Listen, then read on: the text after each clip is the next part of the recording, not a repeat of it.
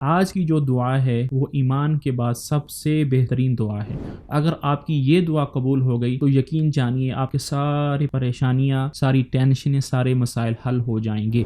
جی ہاں، میں بات کر رہا ہوں عافیت کی۔ آپ صلی اللہ علیہ وسلم نے فرمایا اللہ سے عافیت مانگو، کیونکہ عافیت کسے کہتے ہیں؟ عافیت کہتے ہیں کہ اگر آپ دین کے اندر عافیت ہوگی تو اللہ تعالیٰ آپ کو دین پر ثابت قدمی، استقامت نصیب فرمائیں گے۔ اگر اللہ تعالیٰ نے آپ کو آخرت کے اندر عافیت دی تو اللہ تعالیٰ آپ آگ کے عذاب سے بچائیں گے۔ اگر اللہ تعالیٰ نے آپ کو جسم کے اندر آپ کو عافیت دے دی تو آپ کو پریشانی، کوئی بیماری نہیں آئے گی۔ اور اگر اللہ تعالیٰ نے آپ کے مال اور اولاد میں عافیت دے دی تو آپ کے گھر والوں میں کوئی پریشانی نہیں آئے گی۔ یہ عافیت اتنی بڑی چیز ہے۔ یا عباسو، اے عباس، یا عم رسول اللہ، اے اللہ کے رسول کے چچا، اللہ سے عافیت مانگو۔ فَإِنَّ أَحَدًا لَمْ يُعْتَ بَعْدَ الْيَقِينِ خَيْرًا مِنَ الْعَافِيَةِ، کہ ایمان مل جانے کے بعد عافیت جیسی چیز اور نہیں ہے۔ اللہم انی اسألک العفو والعافیہ۔